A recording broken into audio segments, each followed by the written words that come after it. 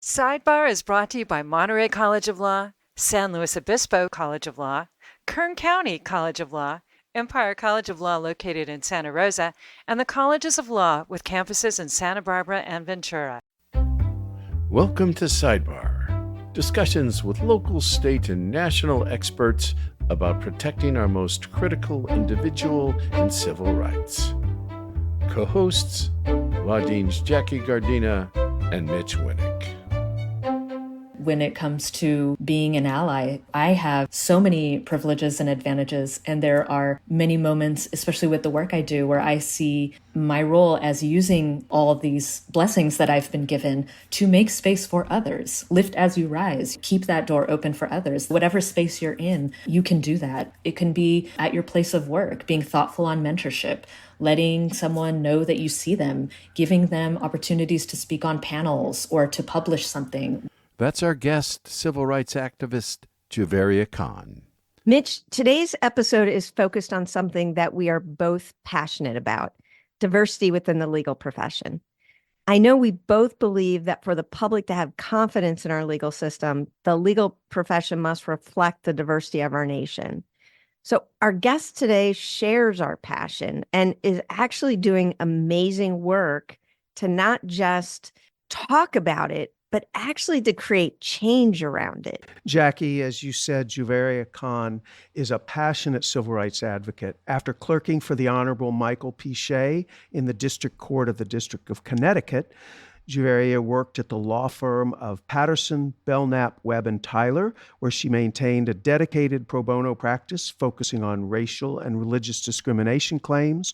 She then served as a senior staff attorney at Muslim Advocates, where she successfully combined litigation and public campaign strategies in cases ranging from public accommodation claims to religious land use lawsuits. In 2019, she founded the Appellate Project, the first and only organization focused on diversifying the appellate bar. In recognition of her work, Juvaria has received numerous awards. Her work has been featured in the Washington Post, the New York Times, USA Today, Teen Vogue, the National Law Journal, and Bloomberg Law. She received her BA in Political Science and Middle Eastern and Islamic Studies from New York University and her JD from Columbia Law School.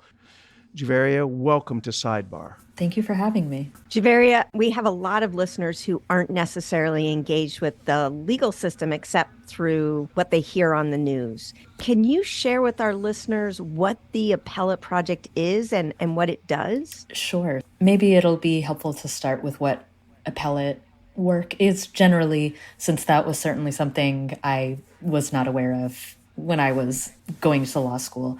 As we know, the highest appellate court is our Supreme Court, but it hears only 2% of the cases it receives, which means 98% of final appellate rulings, decisions that go up on appeal, are decided by intermediary federal and appellate state courts. These decisions are on every aspect of our personal lives: our ability to vote, how we're policed, how we access healthcare, corporate finance, you name it. There are appellate rulings that are shaping those in the most intimate and meaningful ways. The appellate lawyers who bring those cases often do so strategically to move the law in the direction that they would like to see it go.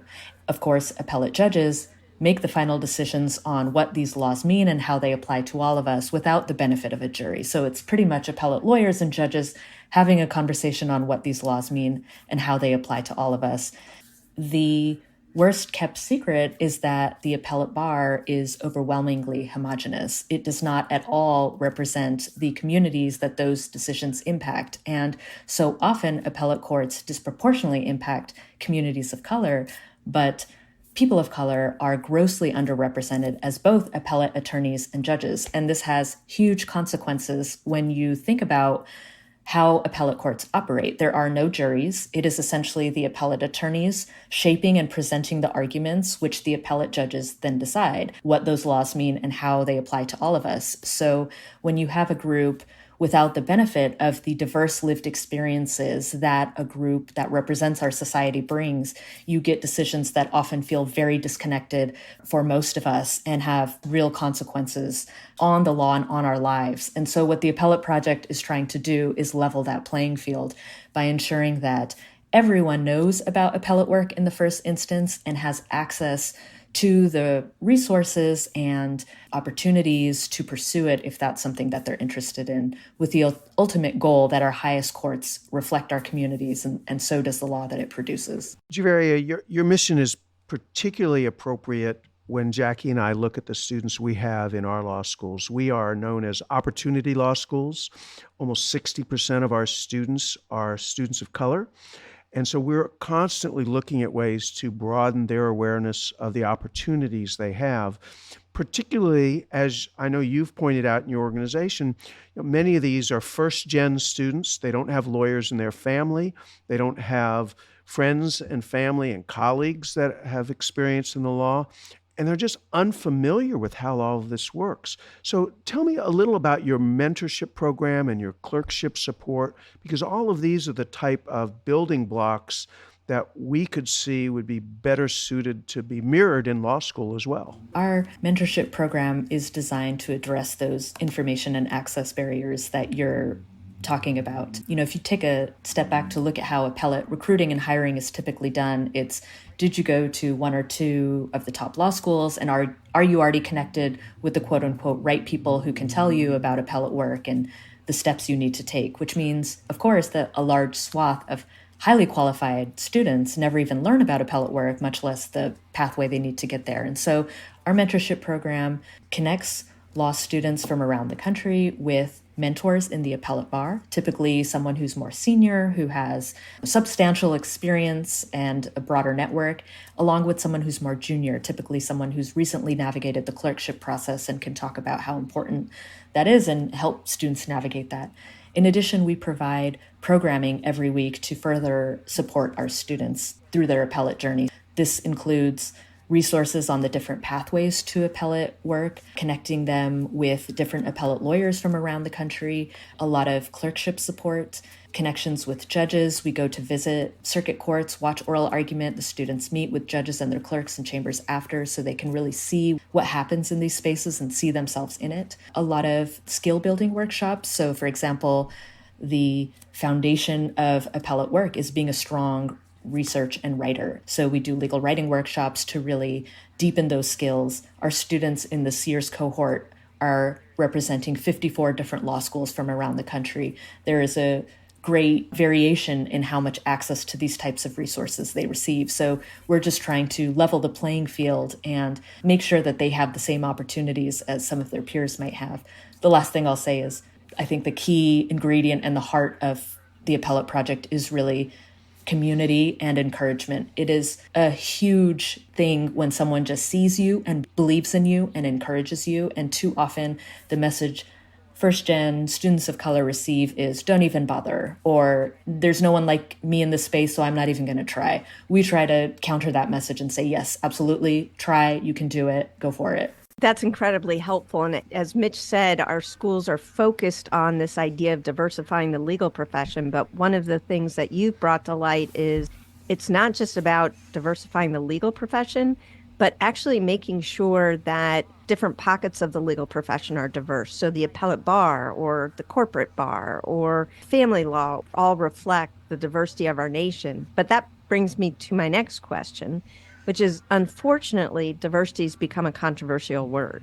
Immediately after the Supreme Court issued its decision in Students for Fair Admissions about whether or not race could be used in the admissions process within higher education, there were organizations that threatened to sue any law school suspected of giving preferences to people of color or women. Some organizations have actually sued law firms that have diversity fellowship programs. How has the Supreme Court decision affected your work, and more importantly, the students that you're working with? On the student side, it certainly has a huge psychological impact to know that the profession you're entering is sending a message that they don't see you fully or support you fully. Our students have never had the privilege of pretending that the world is colorblind, because that's not how the world receives them. And so I think it's incredibly hard to enter a profession where that's the messaging that you're receiving. Substantively, it's a huge challenge for organizations across the board, including us.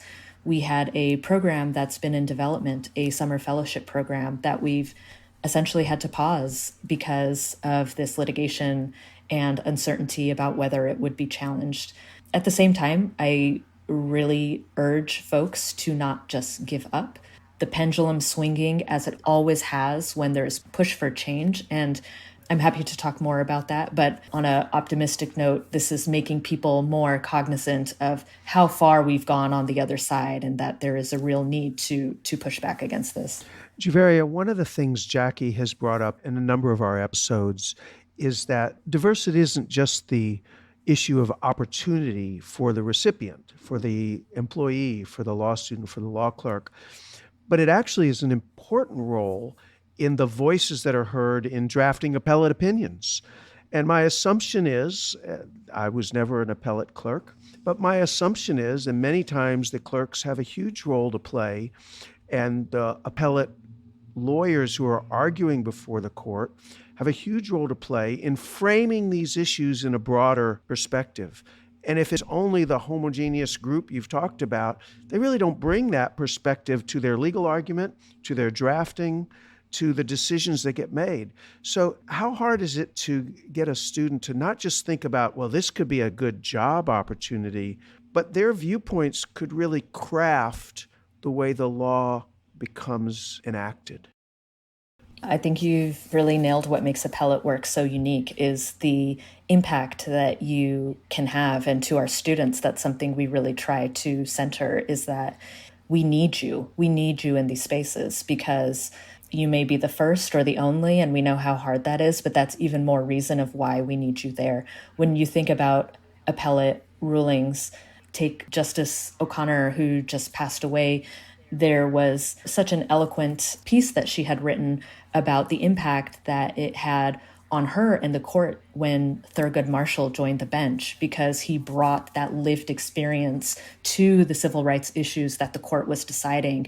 That just changed the conversation and brought a grounded moral reality to the work. That's what you can do as an appellate advocate and as an appellate judge, and it strengthens the legal system for all of us. We are going to take a brief break, and when we come back, Jackie and I are going to continue our conversation with Juvaria Khan, founder of the Appellate Project.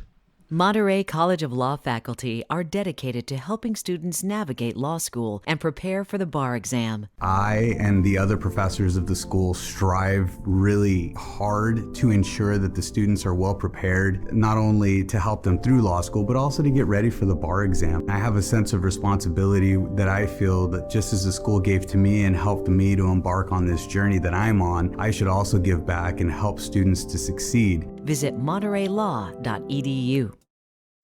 Welcome to the future of legal intelligence. Trellis, a state trial court research and analytics solution. Trellis offers state trial court records for legal research, with analysis on judges, opposing counsel, verdicts, motions, dockets, and legal issues. Visit our website, trellis.law.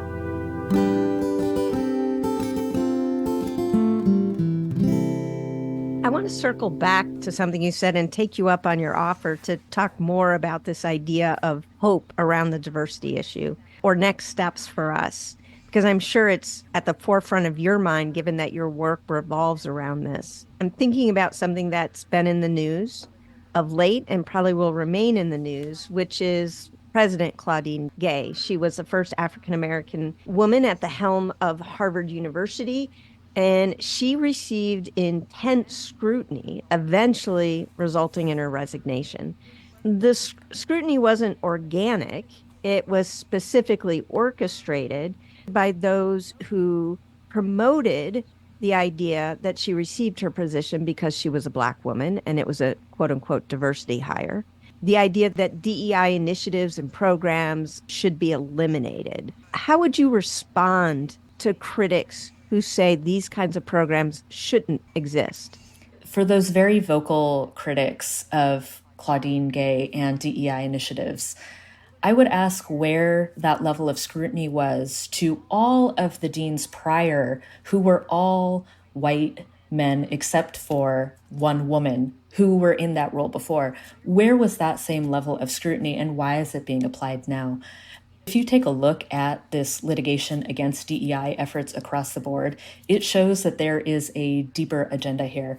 I think what I find so frustrating about this pushback against DEI is when you look at this litigation, it is a way to sidestep the substantive question that is presented. So by that I mean, take a look at the litigation. The case against the Freedom Fund, for example, which provides $20,000 grants to Black women-led businesses because Black women receive less than 1% of all venture capital funding. There's a lawsuit against an organization that provides resources and support, maternal support to Black mothers because Black women overwhelmingly have medical and health disparities that has been shown again and again. By attacking those and saying that they're racist because it's not available to white men avoids the substantive question of why are those outcomes happening? When we proceed with this sort of extreme colorblind mentality, it puts us in a situation where we can't talk about why we got here and we cannot address it. And I think that is both intellectually and morally dishonest. And the most frustrating thing I feel is the courts pushing this doctrine, because the courts see the briefing on both sides. That is their job, to dispense justice and make the litigants feel heard. And when you issue rulings that just don't acknowledge or address in any meaningful way what people are trying to say when they have these cases, it is intellectually dishonest, but it's also morally dishonest, and it erodes public trust in these institutions. And you see that again and again with public trust in our highest courts at an all-time low. If you care about the integrity of courts, you care about people feeling heard and justice, that should be extremely concerning. Juvaria, one of our previous guests, Damon Hewitt, who's the president of the Lawyers Committee for Civil Rights Under the Law, pointed out that efforts to ignore race really deny the origin of our country and deny the pluralistic diversity we have that is our strength. As he said, as he concluded his session, we shouldn't be attempting to ignore race. We should be attempting to embrace and celebrate our differences. And it's only with those changes that advances can be made. I would presume that you would agree with Damon's view on that. Absolutely. And when it comes to the work the Appellate Project does, that is really the heart of what we are trying to say. Your lived experiences and the perspective that you bring is something that we all need and should be valued because it creates a stronger legal system for all of us. We seem to be so comfortable with this notion when it comes to other contexts, increasingly, for example, gender. I'll give the example of Justice Ginsburg. There's the famous case where she was the only woman at the court at the time. The case was a young girl had been strip searched in public school because of allegations she had drugs on her. So she was down to her underwear and they found some Advil. And the question was whether that search was reasonable. The rest of Justice Ginsburg's colleagues dismissed the case initially, saying, well, we've all been in locker rooms. What's the big deal? I don't think this is a serious violation of anything. And Justice Ginsburg famously said, it was clear none of my colleagues had ever been a 13-year-old girl. And she explained to them what it would feel like to go through that type of situation, how humiliating it would be, and how it would stay with you for so long. And she eventually persuaded her colleagues to rule alongside her. And we celebrate that as a win, as an example of the community that was most impacted by that decision having an outcome that is more just because someone who understands their lived experience was there to give voice to it. It's the same thing with race. I think the pushback is such an extreme end of the spectrum for the viewers listening, the students, the allies, the people who are troubled by what's going on. Just know that you need to be in those spaces too to change that, and you can. And that, I think, is really what we need to be focusing on, and not as hard as it is just to get too defeated and pull back completely. Really appreciate those comments. And I think it echoes what others have said, is that we have to get off the sidelines and be part of the solution, not just complain about the problem. The reason that I was asking that question of you earlier about how would you respond to those critics is because it is something that I think we all need to be able to do when someone speaks out against or questions the value of diversity. And so I really appreciated the answer that you gave. One of the things that we don't do, and I'll use President Gay as an example again, is no one questioned the qualifications of any white man that had that position. The only questions arose when it was a Black woman. So the baseline is white men are qualified, and anyone else is going to have to prove or disprove that they're unqualified. There is a different bar that is placed in front of people that we don't want to recognize or acknowledge. I wonder for you, as you go out and do your work and talk about it, are you talking to groups that are not supportive of your vision? Or are you primarily talking to people who support your vision? I think one thing that's so special about the Appellate Project community is that we've drawn in people across the ideological spectrum who are really understanding of what is a very straightforward, intuitive concept, that diversity in this space really matters and really leads to better outcomes for all of us. But of course, we are in the appellate bar, and many of these decisions are coming from the appellate bar. And so, of course, there are people who strongly disagree. And I think you have to keep doing the work you do. But this is also a very personal journey for people. They have to be willing to examine that defensiveness and think through what the other side is saying and really hear it. And for the rest of us, I think it's really important to also remember as we continue this fight is to take care of ourselves. This messaging is something that is easy to internalize. And you asked, how is the impact on our students? I think it's more important now than ever to let these students know you are valued, care about your own self-worth. If you value and love yourself and see your own value, then anything that comes at you, you have that defense, that love built up for yourself, and you know your worth. And as simple as that sounds, it's very human at the end of the day. And so really taking good care of yourself mentally, emotionally, as you move through these spaces is really critical. It's not your job to change everybody's mind. One of the things I find challenging, personally and professionally, is I am in that category of entitled, white, 60-year-old male. I did not have the barriers that many others had to get a college education, become a lawyer, have an exciting and interesting career, and ultimately be a law school dean. But I'm a believer. I don't need to be convinced that these are important things that we need to change and address race in a positive way. How does someone like me help the cause? I have the opportunity to use the access that I have, the megaphone that I have, but am I usurping somebody else's opportunity to speak who's lived the experience? Do I help or do I hurt the ultimate outcome? I think your question has the answer in that you're recognizing when is it appropriate to take space and when is it best to make space. When it comes to being an ally, I have so many privileges and advantages, and there are many moments, especially with the work I do, where I see my role as using all of these blessings that I've been given to make space for others. Lift as you rise. Keep that door open for others. Whatever space you're in, you can do that. It can be at your place of work, being thoughtful on mentorship, letting someone know that you see them, giving them opportunities to speak on panels or to publish something or to come with you to meetings where you're meeting other important people, expanding their networks. There's countless ways to make space for others in a way that is really thoughtful and intentional. And the ripple effects of that are extraordinary if folks start seeing their abilities in that way. We are going to take another brief break. And when we come back, Jackie and I are going to continue our conversation with Juvaria Khan, founder of the Appellate Project. Kaplan helps thousands of law students become lawyers every year. Prepare to pass your bar exam with personalized prep that fits how you learn best. Choose from a traditional 2-month course, a flexible 3-month course, or semester-long prep, and get your personalized study plan, which includes thousands of realistic questions and unlimited essay grading. No one does bar review like Kaplan. Find the bar review that fits you best so you can score your best. Visit captest.com/bar. That's KAP test.com/bar.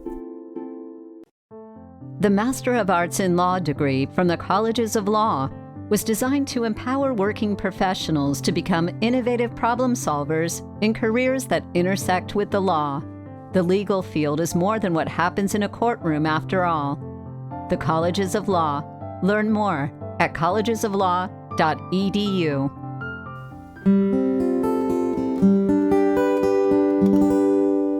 Juvaria, you've described what the Appellate Project is, but what prompted you to start it? I didn't grow up with any lawyers. I became interested in the law because of 9/11. I grew up in a small rural community in Arizona, and the pushback for the Muslim community where I was very swift and immediate, and it really got me curious about who was creating those laws. It was clear that they had no connection to my community or understanding of my community. I am fortunate to have parents who encouraged my curiosity, and I just started reading more about different communities throughout American history and how they had used the courts as a way to assert their basic rights, this idea of equal justice under law. And it really underscored for me how important representation is, to have your voice in these spaces. That general notion is what led me to law school, but most of law school, I felt very confused, overwhelmed, uncertain on how to do the work I wanted to do, which was impactful, that focused on my community, the Muslim community in the US. So the first few years of practicing, I felt very lost a lot of times, just trying to get where I wanted to go. It was years into being a lawyer that I started doing impact litigation in the way that I had wanted, and that was my first meaningful taste of appellate work. I was really struck by both how much I enjoyed appellate work. The research, the writing suited me so much better than trial work, which is what I had primarily been exposed to before. I felt very frustrated. I wish I had known earlier, because there's so many steps I would have taken to try and do that from the beginning. And second, was just really struck by the lack of diversity, especially racial diversity in appellate spaces, and the impact that that has on the law in the ways that we've discussed. A really pivotal case during that time in underscoring this issue for me was the Muslim ban litigation, and just seeing it go up on appeal through so many courts and knowing that not a single Muslim judge would hear it, even though it would overwhelmingly impact millions of Muslims around the world, because there were no Muslims on the bench. And you see the final decision, and it absolutely reflects that complete lack of voice or perspective from the community. All of that really underscored for me the need to both connect those two dots. Why didn't I know, and why aren't there more people like me in these spaces? And that led me to start the Appellate Project. That's a really powerful origin story. So thank you for sharing it with us. You said in your answer that you looked back through history and saw how different groups had used the courts to move us towards that more perfect union. And we had a guest on, Julie Suk, who does comparative law, looks at other countries and our own. She made a striking comment in her episode, which was, we need to stop relying on the courts to push our rights forward. And for her in particular, she wrote a book called After Misogyny, How the Law Fails Women and What to Do About It. So it was specifically focused on gender issues. Do you still see the courts as a mechanism to move this country towards that multiracial, pluralistic democracy that we first imagined at its beginnings? I am an eternal optimist, and I do. I am the daughter of immigrants, and I think, like many immigrant families, my parents came here because they truly believe in the values of America, of pushing to be a more perfect union, this idea of equal justice under law. No, we do not always get it right. Sometimes we get it very, very wrong, but we do fundamentally try. And I do believe in that. And I do believe you have to keep trying. And that is the only way that change happens. I have the privilege of working with hundreds of amazing lawyers and judges around the country through the Appellate Project, and they care deeply about integrity of the courts, and they do their job very seriously. The clerks to the judges, everybody involved really cares about it. I think there's a lot of people who take democracy and representation very seriously and connect those two dots. And so I do say don't give up on the courts. Play the long game, and we are the change, and we're here, and we're not going anywhere. I so love that answer because I'm like you, an optimist, and I so believe in the judiciary. I've seen really amazing work be done recently in the judiciary. So I like your idea of not giving up on it. So thank you for that. Juvaria, I can't think of a better, more optimistic, hopeful note to end on. Thank you so much for being our guest today. Thank you for having me. Jackie, I'd like to start with one of the last things Juvaria said in the episode, which was how important it is to have a broad range of voices that are being reflected, not only in who is hearing the cases as judges, but who is arguing the cases as lawyers. Appellate law is influenced so much by the orientation and the life history and the experiences of the lawyers who are involved in the process. The Appellate Project is devoted to getting a broader range of voices into this decision-making process. And I think that's a huge message that we should be thinking about as we consider how to improve access to justice, the justice process, and the development of law for our country. Absolutely. And I think that her story about why she started the Appellate Project was a powerful example of that very issue. She recognized that a decision about whether or not to ban people who were Muslims was being made without any Muslim voices as part of the conversation. And that was a really powerful moment for me. But there's other examples that we can point to. Having Justice Jackson on the court and asking questions during the affirmative action argument, she asked such powerful, searching questions from her own lived experience that didn't come from the other justices who didn't experience what she has through her life. I think there is absolutely that idea of helping people realize that it is a win-win for our country.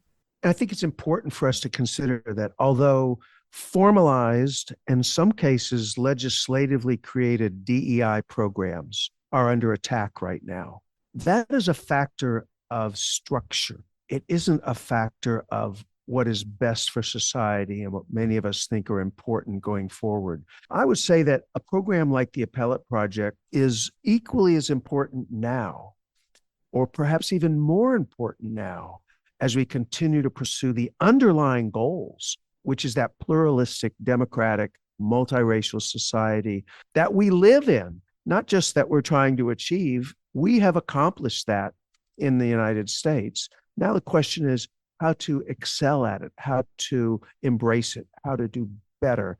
And I believe a project like the Appellate Project helps us with a process to get there. I hope that she has great success and continues to expand it across the country. And just another great example of someone who saw a problem and created her own solution to help solve that problem. And I'm always so impressed with people who are able to do that. And one of the things that I think really left me with a good feeling is her optimism in America, in our system, in the judiciary, and in what's possible. And I'm going to hold on to that.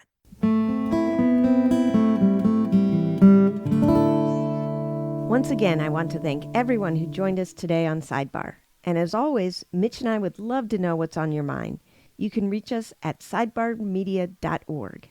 Sidebar would not be possible without our producer, David Eakin, who also composes and performs all of the Sidebar music. Thank you also to Go-Go Zoger, who manages Sidebar's marketing and social media.